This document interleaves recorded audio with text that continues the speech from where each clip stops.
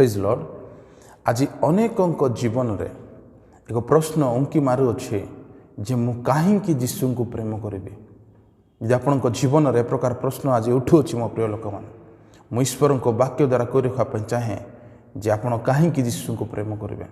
मु तीनोटी पॉइंट कहना चाहे।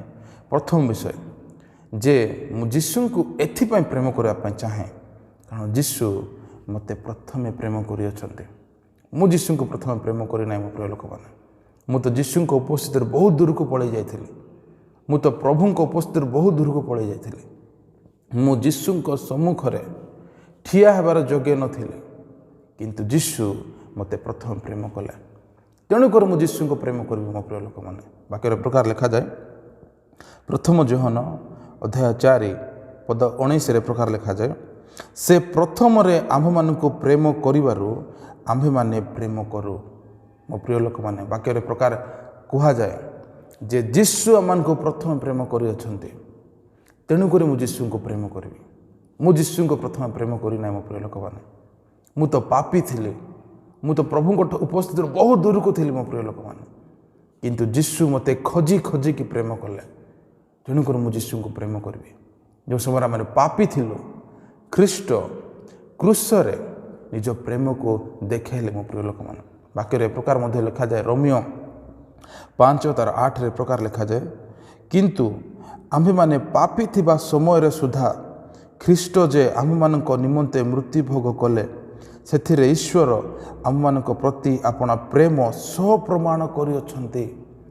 ईश्वर निज प्रेम सप्रमाण करियछन्ति मो प्रिय लोक माने। जो समय आम पापी थिलु, ठीक से समय ख्रीष्ट क्रूसरे हत होई ईश्वरंकर प्रेम को आम मानक जीवन रे प्रमाण करियछन्ति जे प्रभु आम को प्रथम प्रेम करते। यीशु आम को प्रथम प्रेम करते। मो प्रिय लोक मैंने, यदि आपण जीवन में आज प्रश्न उठुअछि जे काहेकि यीशु को प्रेम करेंगे, तार उत्तर यह जे यीशु आपण को प्रथम प्रेम करुछन्ति। यीशु प्रथम प्रेम कले मो प्रिय भाई, यीशु प्रथम प्रेम कले मो प्रिय भौणी। तेणु यीशु को प्रेम करंतु कारण यीशु आम को प्रथम प्रेम करियछन्ति।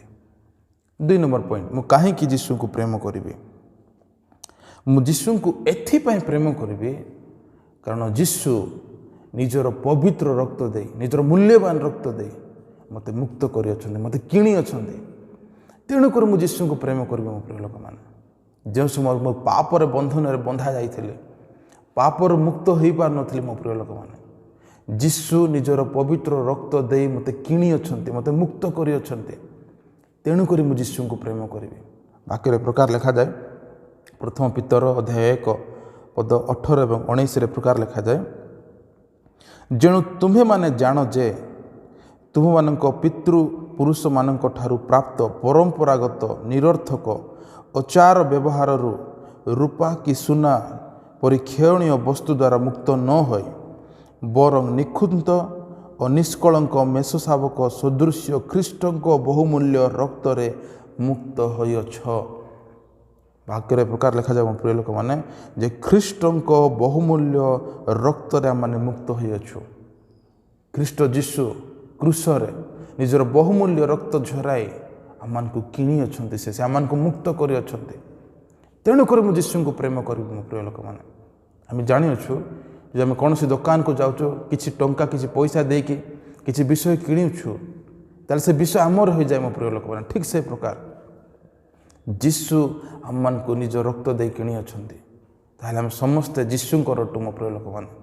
समस्ते आम को जीवन को यीशु को आम देवार अच्छे मो प्रिय लोक मैंने, कारण यीशु आम को निज पवित्र रक्त दे आम को मुक्त करि अछन्ति। तेणुक मु यीशु को प्रेम करी मो प्रिय लोक मैंने। यीशु को एथिपाई प्रेम करी कारण यीशु निजर पवित्र रक्त दे मते किणी अछन्ति, मते मुक्त करि अछन्ति। तेणुक मु यीशु को प्रेम करी। तृतीय विषय, मु काहेकि यीशु को प्रेम करी।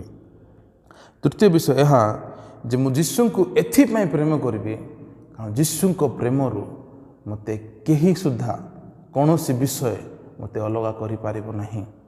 तेणुक मु यीशु को प्रेम करी। यीशु को प्रेमरू मते केही सुधा अलग करि पारिबो नाही। तेणुक मु यीशु को प्रेम करी मो प्रिय लोक मैंने।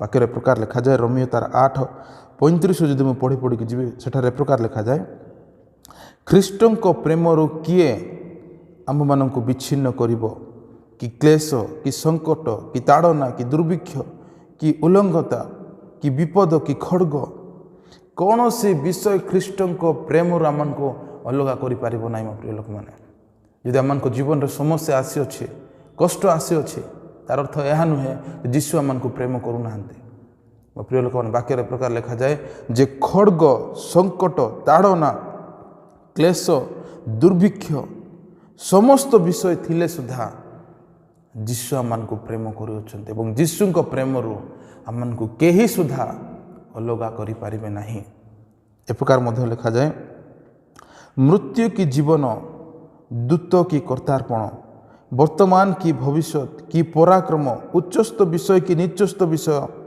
कि कौन सी सृष्ट वस्तु आम मान प्रभु ख्रीष्ट जीशु द्वारा प्रकाशित ईश्वर प्रेम जे आम को विच्छिन्न करें यह मु निश्चय जाने मो प्रिय लोक मैंने कौन सी विषय ख्रीष्ट जीशु प्रेम ठारू आम को विच्छिन्न करें अलग करें तेणुक मु जीशु को प्रेम करी जदि आपण मान जीवन में प्रकार प्रश्न उठुअछि जे मु कहीं जीशु को प्रेम करी जीशु मो पाई कौन कर मो जीशु को प्रेम करी मु पुनर्बार करने चाहे 3टी पॉइंट जे जीशु आपण को प्रथम प्रेम कले जो समय आप पापी थिले जो समय लोक मैंने आपन को कौन सी मात्रा रे ग्रहण करूँ ठीक से समय जीशु आपन को प्रेम कर तेणुक जीशु को प्रेम करवा कारण जीशु आम को प्रथम प्रेम कर मो प्रिय लोक मैंने द्वितीय विषय मु कहीं जीशु को प्रेम करी कारण जीशु निजर पवित्र रक्त दे निजर मूल्यवान रक्त दे आम को मुक्त कर मत किणी अच्छा